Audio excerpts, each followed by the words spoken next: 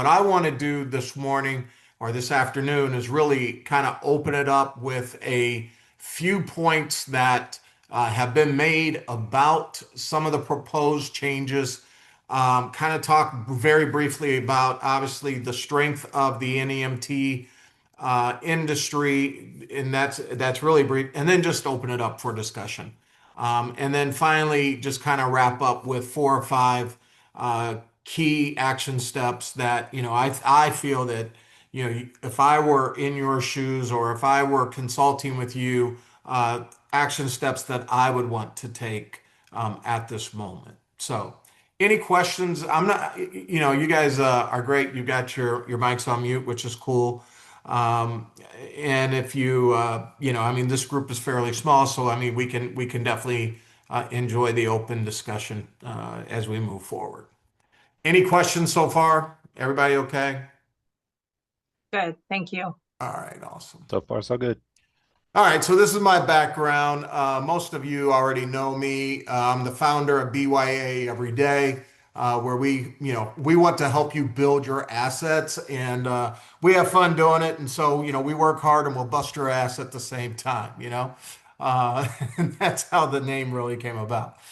But for your background, I was a former senior vice president with Motive Care, and was over social determinants of health. So the access to transportation or the lack thereof is something that is very near and dear to my heart. I kind of grew up in a situation where we lived in a rural environment, and my mother's specialists were in Cincinnati. So we always had to find ways of getting her to and from her doctor's appointment. So I believe that is why I am so passionate about the topic. From an entrepreneur's perspective, I was a McDonald's owner for 20 plus years. I owned over 20 restaurants, throughout my career. The most that we ran at any one time was 8, and we did about 20 million with 400 folks. From a consulting perspective, I work with TPs on the startup and on the scale. Even when I was with Motive Care, I was responsible for recruiting TPs, helping them grow and scale, and then obviously working on strategic partnerships. And so I felt like, hey, when that journey came to an end, this is something that I could incorporate into my business. In addition, I do some brand strategy work. I've worked with iCabby on a nice initiative that they had, NIMTAC, Merrill Lynch, Edward Jones, and others. So here's here's some of the highlights, obviously, from the proposal that's being kicked around today with Medicaid reform. Some of the changes that might be coming down the pike: Medicaid spending reductions over a period of time of $800 million. Effective 1/2029, able-bodied adults without dependents must work at least 80 hours of work, community service, education, and volunteer. And I could see that potentially being, a challenge in regards to people potentially cycling off. Eligibility would occur biannually versus annually. So a lot of the action that you're seeing today is, hey, you've got to go, to do different things. You might have to go to the office to get your Social Security, or we're going to have you, submit biannually instead of annually for Medicaid. So they're kind of making you work for it. But I could see where people, if you already have transportation issues, are you going to get there? Are you going to be able to do these things? And is it going to be a challenge? And will some folks cycle off? Asset limitations: members with homes over $1 million in value may be excluded. And so I think about high cost of living areas. You think about a Chicago or a New York, maybe a family home or something like that that's been built, and someone doesn't have a lot of income, but they're living in the family home, but the family home is valued at over $1 million. And with prices and the way they've gone up, that could be potentially be a problem. And I know there was also some issues or some points being brought up about folks who might be here illegally and whether or not they would qualify as well. And I don't know exactly what that percentage is, but that might also be a threat to your business. Positives, though, might be, hey, that the states have greater flexibility. And I know there are some folks, the different organizations that represent the industry, NEMTAC, I think TTA has a group right now in DC talking to different legislators about the NEMT business and why it is important to protect the industry. And so, with greater state flexibility, you all may have better relationships with state leaders, and you can talk about some of the strengths of the NEMT industry and why that is so important to protect. So, here's some of the key points. Obviously, we know if you've been in this industry, the industry is growing at a 9% rate, and it's going to be like a $16 billion industry by 2028 or something like that. But here's a real key fact. For every dollar that's invested in NEMT, it returns in savings back to the healthcare industry $10 to $15. And so when you think about the importance of getting people to their medical appointments and getting their medications, even, having transportation and getting them to food or whatever else, you all play a critical role in regards to controlling and reducing healthcare costs. And a lot of times, people might look at it and say, "Oh, it's a small percentage, and maybe it needs to go away." They may not really understand the impact of what you do and what you are having on the industry in regards to driving savings. So, if you were talking to your local legislators, or if you guys, I think one day should probably create a PAC committee and really kind of work it on a local level and talk about the impact of the industry and the savings that it drives, I think would be very, very beneficial and protect you. You obviously improve health outcomes. This business, this industry, the need is not going away. I saw a statistic on a real estate site of all things, and I thought was very interesting. By 2035, the number of households being led by an 80-year-old is expected to double. And so when you look out at the next 10 years with the boomers getting older, more and more of these folks are going to be heading up their own households, staying put. And so they're going to need this type of service if folks need to get to their doctor's appointments and everything. So I think those are three key talking points that if Yeah. you Sorry, guys could this, definitely this is talk Ishmael Medina with Transport Solutions from Utah. Sorry to interrupt you. The numbers that you cited are very, very interesting, and if you don't mind sharing the source, I would love to bring those up in a couple of Sure, meetings that I have coming sure, up. absolutely. I appreciate that. Thank you. Yep, no Yeah, problem. that's true. If you could share that too. Ismael, I don't know if you could see us or not. No, you're calling from the phone. You can't see us. Yeah, I'm running Yeah. errands. I'm sorry, guys, but I wanted to Okay. join. Hey, Yep, no, that's great. send you a couple errands you can do for me too. Okay. Are you making that money? Yeah. All Get right. on the line. Get on the line. Yep, yep, for sure.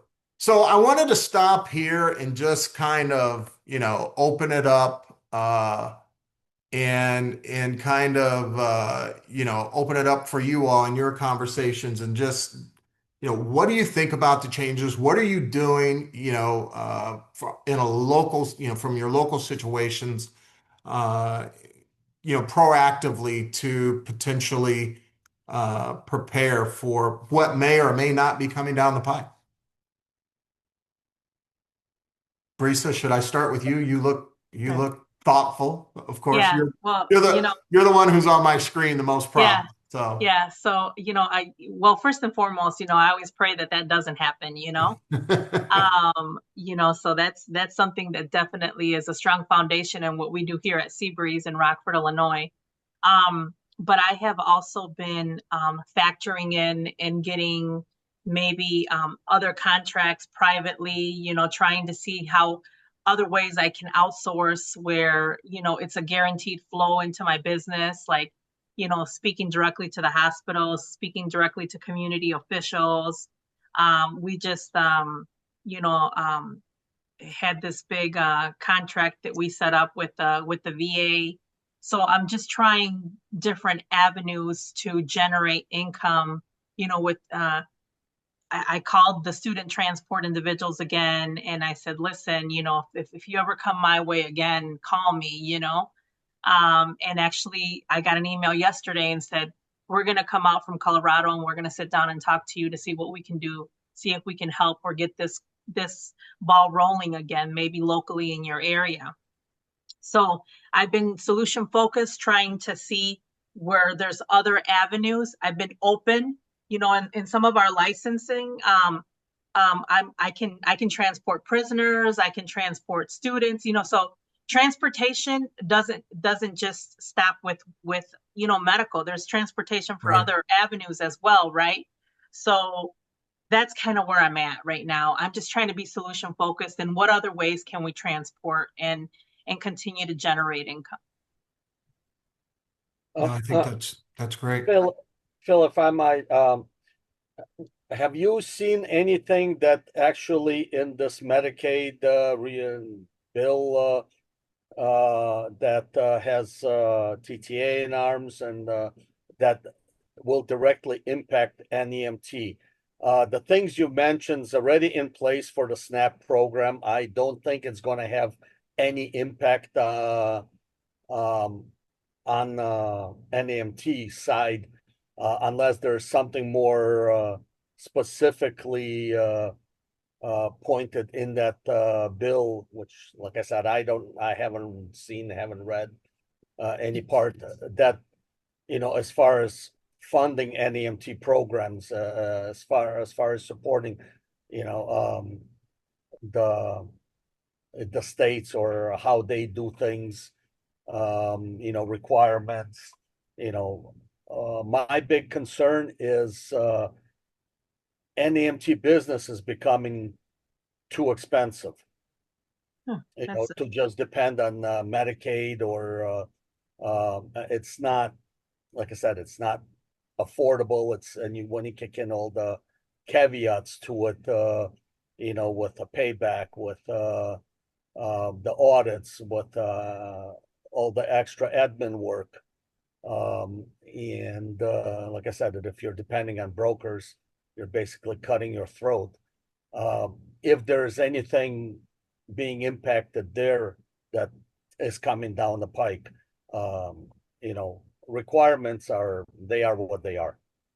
Yeah, I mean, the biggest thing that I am hearing right now, Igor, is just the, with the cuts, you don't know where the cuts are going to come. So the TTA, as you mentioned, is up in Washington, D.C., kind of advocating and saying, whatever you do, don't cut the NEMT industry, because here's what we return, in savings to the industry, and this is the impact that we may have. The other areas that, it's kind of a subtle threat, but what happens if a lot of these folks who, have to reapply, may not be able to reapply, or, some of the other proposed changes that occur, it may just reduce the number, of people that are eligible for the benefit. So it may not hit, 50% in Wisconsin or wherever you are, I mean, but it may be subtle, it may be a little bit. And so if, you're an operator, to your point, your business is highly diversified, you're not relying a lot on brokers. That's a very, I think in my opinion, that's a smart play, right? I don't want to be 100% broker. I don't want to be maybe 100% private pay, but I want to have a nice mix. So that's what this is all about, is like, hey, let's talk about it. Let's, are there ways that we can diversify? Let's say if people did fall off, right? Which might be the best thing ever. Let's say people fall off. The rides are still going to need to be there, but are you in a position today to meet those folks where they are? Are you running Google Ads? Can your site take private pay payments? Can you, do you have the phone system, if you will, to, to answer those calls when people say, hey, I need a ride. So it might change the way you actually market your business and how you accept payment. And, that mix once again. So it's just another way of kind of thinking and looking at your business today and saying, all right, if this does turn on its head, am I in a position and what would it take for me to pivot if I need to? Joe, how about you in North Carolina? Well, our approach here is we're basically trying, like you mentioned, we're trying to diversify as much as we can. And I mean, we're even entertaining the fact of looking into some supplemental nonprofit options too as well, building upon a system of, hey, if you cannot afford Medicaid or you're not eligible for Medicaid, you're not getting it paid, but yet still, you can't afford to do private pay. There's a sweet spot in there somewhere too as well. So we're looking at possible solutions to kind of fulfill that with some corporate involvement. I mean, it does require a little bit of marketing and strategy. There's got to be some strategic planning with that, but it's all really predicated on relationships. So the better relationships we're trying to build right now are the ones that we'll be in the future partnering with, doing things with, supplementing the cost of, to bring that cost down if cost is going to be the issue. So that's what we're looking to do and try to focus in on. Cool. Priscilla, welcome. Hello, everyone. Thank you. And Priscilla, where are you based? I'm in Long Beach. I work remote for Swan Insurance. Ah, nice. My friend Mark. Yep, he's here. Hey, I did want to have a quick ask for everyone on the call that's a TP on that. I did send out the note for the National Medicaid Mobility Alliance. Again, strengthening a position with Medicaid for NEMT operators. So it's a short ask if you'll sign off on this. Dan Reed put this together. It's simple. I'm going to share it with Phil after this. So it's really just, our coalition that we support, that we're putting our names on paper. And again, it's a simple ask on this. Dan reached out to myself. I think Narav is on the call too. So I want to make sure that we show, as industry leaders that we want to protect this, the NEMT benefits. So if you would, ink that, it would be much appreciated with us for the coalition. And I'll share that with you, Phil, after the call. Yeah, no, that's great. I saw that, I believe, on LinkedIn. Yeah, yep. And one other thing, I know someone had asked about a strategic market analysis. We paid for a consultant in 2023 to do a market analysis. I'm happy to share that. We're looking at a growth rate of like 9.3% from 2023 to 32, and it shows the total market share. And then it shows the aging out of population from 25. And as you said, 50 plus, we're looking at half the population by 2031. So I'll share that with Phil as well. So if you want to use that, strongly recommend, pulling pieces from that for your market, for marketing. If you're doing RFPs, it's good to have some concrete data, and you can reference that source too. So I'm happy to share that if you want to get the true figures for projection on the growth in the industry on a national and a state level. No, I think that would be I would great. love to get a copy of that. Appreciate it. Yeah. I will share that. Ishmael, how are you? Are you still here? Yeah, I'm here. You are in New Mexico, is that correct? In Utah. Utah. Yeah. Any viewpoints from your perspective? I mean, sort of echoing what everybody has said, but the number one enemy for all of us NEMT providers is sticking with the brokers. It's not really how can I say this? It's we are way too vulnerable by just working with brokers. So I think all of us collectively are working on ways of expanding our services. Just in other sectors like the VA, and not just still trying to get into the VA, but education with schools. I've heard that it can be pretty lucrative. but the number one enemy for all of us TP providers is sticking with just brokers. A lot of us have become very good at it, and it's paid off for a lot of us. But unfortunately, the market, the broker does what's best for the broker, and that's not always align with our best interest. So we're eager to learn. The main thing that I learned with TPAC was learning from other providers, mistakes, to avoid other things they have done that I'm not doing.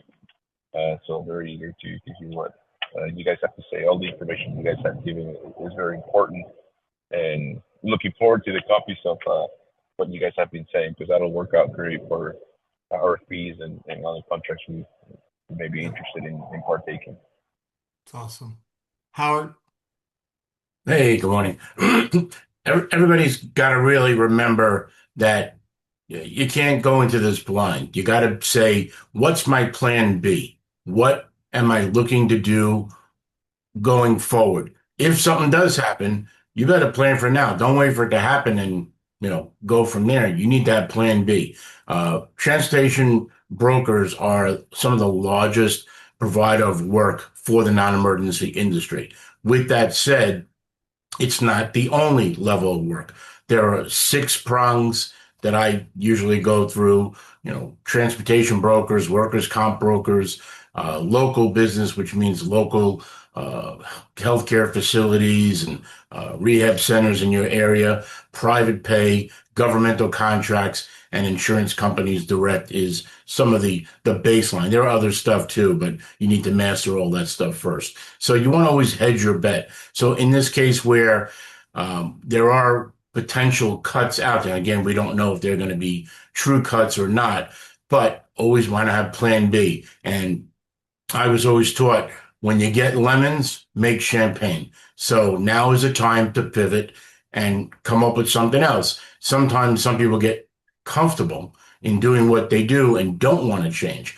And that's the classical mistake of people becoming too comfortable in their skin, doing the same old thing. The definition of insanity, doing the same thing over and over again, expecting a different result.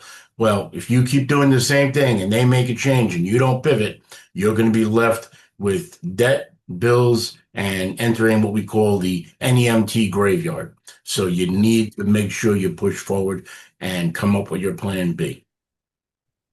Yeah, I thought those were, and Howard, if you want, can you share those other areas again? Because I think that's beneficial because, anytime you go into a business, you got to think about what are the various ways that I can make money from that business. And, so many people just rely on brokers. They get comfortable, to your point. And then, that's a risky proposition in and of itself. So, yeah, the 6 basically are transportation brokers, which is what we're talking about today. That would be the Motive Cares and MTMs of the world. Then you have workers' comp brokers. Workers' comp brokers basically is a smaller level of service and things like that. Oh, shouldn't put my hand up. That caused my thing to go crazy. Sorry, scaring people there with the new camera. Anyway, it's let's see if we can get that down. Anyway, so what ends up happening a lot of times is that the overall setup for the workers' comp could be just a person gets injured on the job, and basically they end up doing all kinds of stuff and getting paid, and you could provide that transportation for them as well. So that's one of the other parts of it. The other one is local businesses.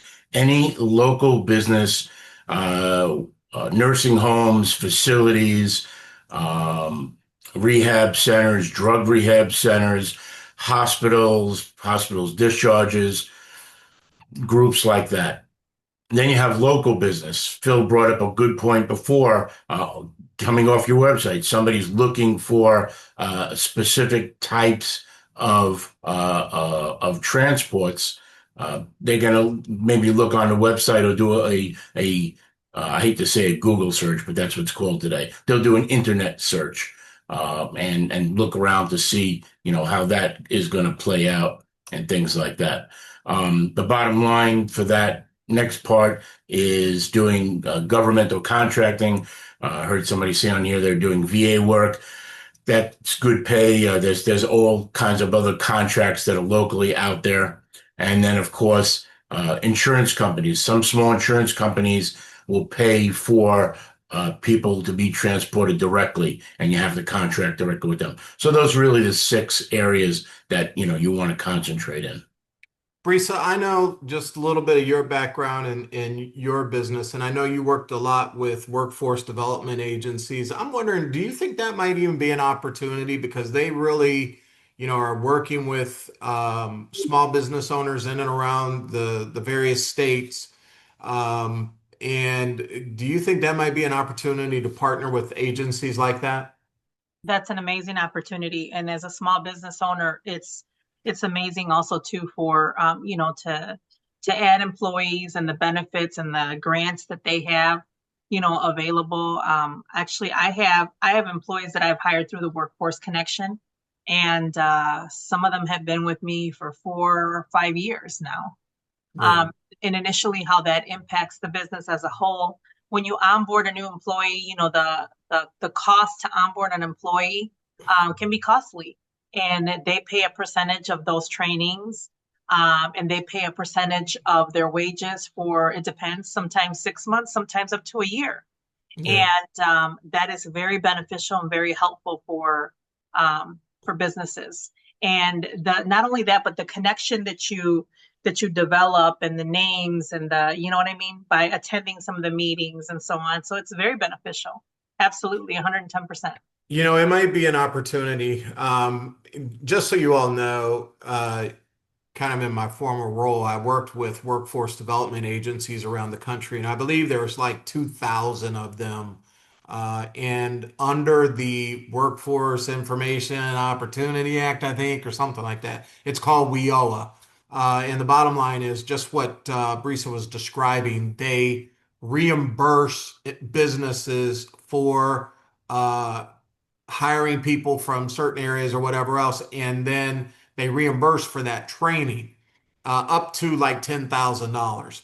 Well, I'm just kind of wondering, like, they have job fairs, they have opportunities, and so if you're out marketing, maybe you can market yourself to a plant, to a construction site, something where it's like, hey, we'll pick up your folks and we'll bring them to you back and forth. You can offer that type of transportation. I know a lot of folks have relationships with local government agencies, and you think about in our community here, we have a big concert every year. Well, how do the folks, who may be at a home or a center or have a disability, can we get them there? Is that an opportunity for you to develop a contract with the your local municipality?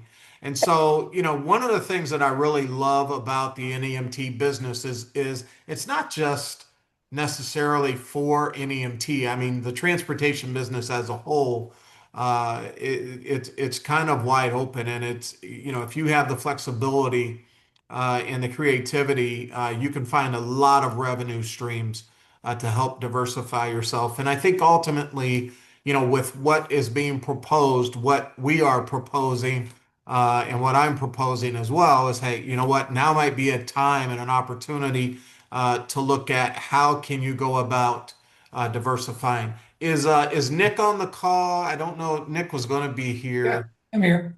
Hey, Nick, how you doing? I'm doing great. How are you guys? Good. So Nick is a website developer, has done a great job. He actually worked on my website. So if you don't like it, talk to Nick. Sure. But Nick, I'm really curious, from your perspective, what could transportation providers do to get out in front of people? I mean, I know there's like Facebook ads and, Google searches and stuff. How do you go about, setting up your website to accept payments and all that kind of stuff as far as the marketing and the outreach? Yeah, I mean, all that stuff is, definitely possible. I think kind of the foundation is as you're trying to break away from brokers, and it's really developing your brand kind of in your local community. And obviously, the physical presence of what you're doing with your vans and your branding and everything like that is important, but also your digital presence, in the local market is super important. And that's SEO, search marketing, making sure that that's something, a big part of your website, and it's your profile is out there, it's visible, and so that people can find you. I mean, I think one of the biggest tests that I would just say, just go on Google. People still use Google, as we're talking about, but also go on your favorite AI, like right after this call, and just type in NEMT ride Chicago or wherever you're at, right? And if you're not found, no one can see you, right? Just from a buying journey, all of us today, what do? We go online, we search for things still, right? Whether it's Google or AI. So you need to have a presence in all those places. And if you're not the first, second, or third, you're basically invisible, right? As these schools or other programs are looking for rides or what's available in their local market, I mean, if you're not digitally present, you're not found. So I think it's important to think too of just how are you presenting yourselves, physically, but also online, digitally, and make sure that's all cohesive.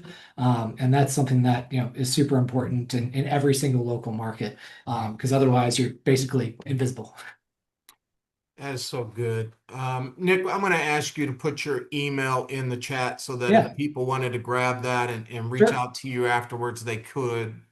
Right now, yeah. Yeah, because I mean, I think a lot of folks have a website, right? They might have the website developed, but it's out in the middle of nowhere. And if these changes come about and people do cycle off, and now all of a sudden they're looking for local companies to do these rides, they're going to go to the ones that pop up first. They're going to make those calls. So, this is good from the standpoint of being proactive and getting your name out there, and a way to get additional, private pay opportunities is obviously, can you be found on social media?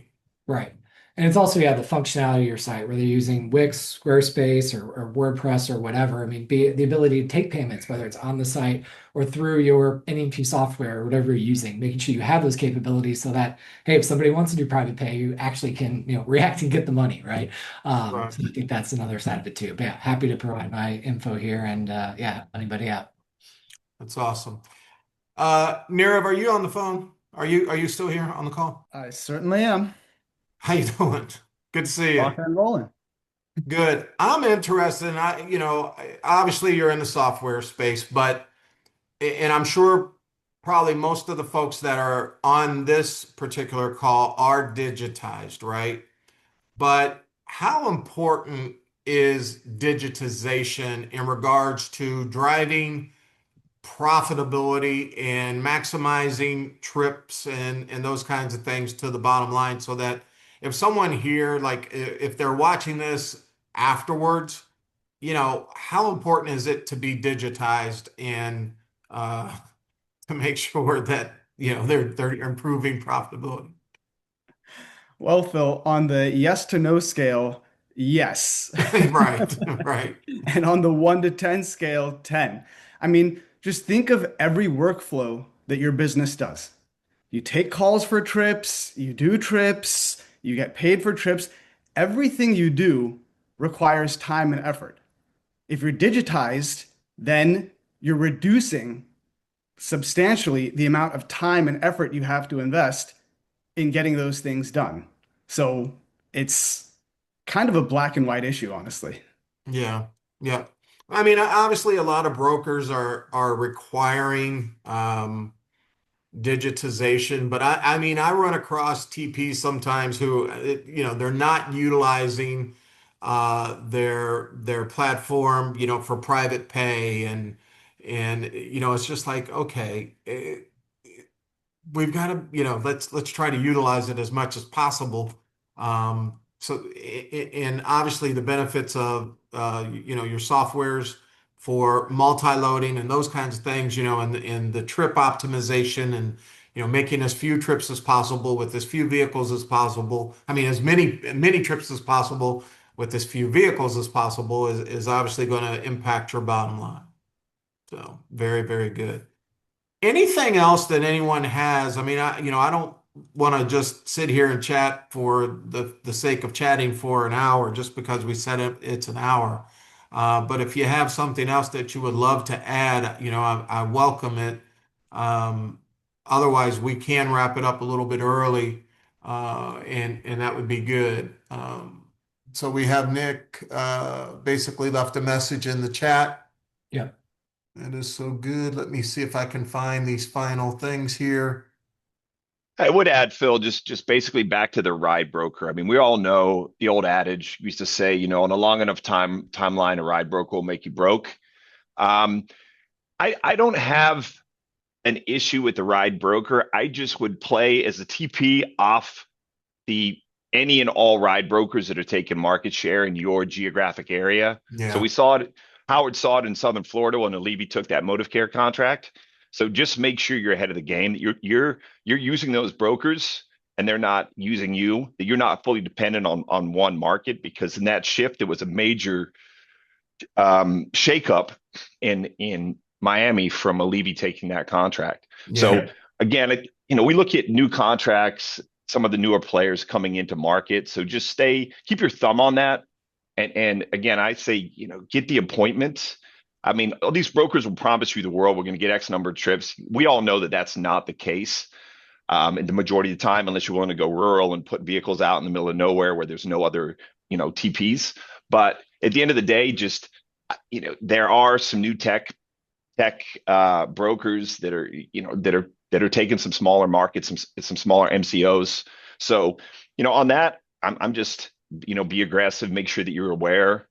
We share the list quarterly from a state by state, who's coming into the market, who's got contracts. So just, you know, if you still have that broker model, I'm just saying diversify within the broker, you know, have Right. multiple agreements in place and use them, you know, push back. And if you can pick up more rides, great. I mean, that's the end goal, you know, just fill the rides, fill your vehicles, you know, with the most amount of rides you can get from the brokers. So that's just my take. Again, that's just from my TPs, what I hear, you know, being on the street level. So just want to add that. Mark is right on point with that. I'll just sort of give some people some little more sort of behind the scenes. I was contracted with a transportation broker that Mark mentioned, Levy. So I was contracted with actually building a Levy over 15 months. So we had 226 providers in the state of Florida to take a whole bunch of contracts. Care Plus was one of them. Access to Care was taking one part. We had one part, and we sort of kind of kicked them to the curb by taking the whole contract. Long story short, we were doing over 100,000 trips a month when I left that company. So overall, you want to do business with everybody. So the way the brokers do it is usually, and this is not all the time, but this is the model that works, and this is what they do. For the most part, they'll take the guy who is probably the lowest end of the scale price-wise, as well as him being the safest, and give him a large amount of work. And then anybody else who's after that, they put them accordingly. And there's what they call a strike level, where they will give it to one guy, then the next guy, then the next guy. And as they go down, price gets higher for them. Their profit margins reduce. So they don't want that. So they want to try to keep the lowest guy on top, if at all possible, as long as he's doing everything right. You, as a transportation provider, you're working the opposite. You take that and spin it the other way. So you want the guy who's going to pay you the most, who pays you that check on a regular basis, doesn't string you out 75 days, 90 days, whatever it's going to be. You don't want that. So overall, you want to look at it and say, hey, these are the guys that are paying me the best. They get my attention the first. And then you work down from there. You don't want to turn any work away, because as long as your wheels are rolling and you're at least covering your costs, that means your drivers are getting paid and you're making money. But your thing is opposite of what the transportation brokers want. So I just wanted to sort of throw that in there so people understand it a little bit more. Yeah. I mean, all the brokers are, you know, I mean, at the end of the day, just coming from motive care myself, you know, just a little while ago, less than a year ago, they all are under pressure and looking for the best value, not always the best price, but you know, for the most part, it typically is a price-driven decision, and if they can work with you, you know, fantastic. But you just have to add a lot of value. I would also add on to that point that everyone's making. If you're working with a broker The grade is very important, across the board. They're always going to ask, what is your grade? What is your current level of performance? So from an operational perspective, you want to make sure that you're, hitting your metrics, and obviously what the broker is holding you accountable for, the MCO is holding them accountable for. And so just know that it all goes uphill. It's not something where it's like they're arbitrarily saying, hey, on-time performance is not the number one criteria, or complaints aren't the number one criteria. So you got to take what that broker, that who's giving you money, who's providing you money for the service that you provide, what they're asking of you is what they're being asked of by the MCO. And so it's very critical that you are in that upper echelon of providers throughout the network. Okay. So really, really good conversation, and appreciate you all. Just to kind of wrap up, what to do now. I think, we can definitely arm you with information so that you can talk to your local politicians and tell your story. And I'm a big believer in, if you are involved and engaged in being an advocate and being out front, you are also going to be the ones that they think about when there are local projects happening. I will never forget, like Louisville had this big project when I used to live in Kentucky on the bridges, and we had this one lady there by the name of Tierra Kavanaugh. She was all over. She did a great job of, working with the local politicians. Mitch McConnell was her friend, and she got a large portion of that bid when that work became available. So, advocacy equals opportunity. So make yourself known in your local communities, your local government, because it does pay. Automate and digitize your payment processes, your website, your marketing, and your fleet. We had Nick on, we had Niravan from Bambi to talk about, how important it is for to be digitized, to be found on the website. And if things do cycle off from where they are today, maybe people do lose coverage, how are they going to find you? And that's the question that you have to ask yourself. And so, like Nick said, hey, put yourself in ChatGPT and ask, who are the top providers in the marketplace. And if your name pops up, fantastic. If it doesn't, we've got some work to do. Expansion of private pay and B2B. This is just really a wake-up call. If you're, 100% tied to a broker, it might be time to diversify. It's all about the mix. Even when I sold burgers and fries, it was all about the mix. The mix is where the money is, really. So make sure that you have an appropriate mix. It also might be an opportunity to merge and acquire. At the end of the day, the brokers, MotiveCare used to have like 6,000 people in their network. They don't need 6,000 TPs. They need, maybe 2,000, 1,200, 1,500. So this may be a great opportunity to merge and acquire, other companies, and, go together and become larger that way, and solve problems across a larger geographical footprint. Public and private contracts and government contracts we talked about.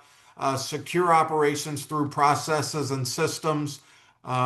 Just making sure that you have regular meetings, that you're maximizing your P&L, that you're developing your people. Differentiate yourself through tech, vehicles, exceptional service.